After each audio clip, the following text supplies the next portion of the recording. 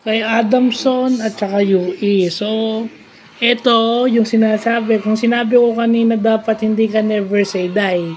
Ito yung never say die. Pero dapat nung second half, meron na tayong nakikitang konting depensa o may depensa na. Kumakagat na, gumagana yung depensa ng UE ng second half. And eventually, yung nagpanalo sa kanila, yung game-winning shot ni Lingo-Lingo dahil nakuha niya yung bola off offensive rebound.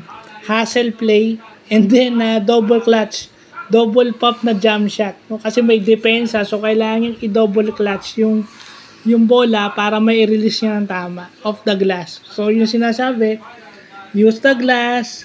No, yung double clutch, hindi naman fancy move yung kailangan mong gawin yung kasi may depensa sa kasi pag hindi niya binomba yun o hindi niya pinamp yun, malamang nasupalpal to si Lingo-Lingo. So, UE is on a hot streak. No?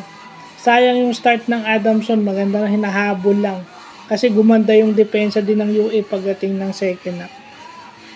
So, yun lang po.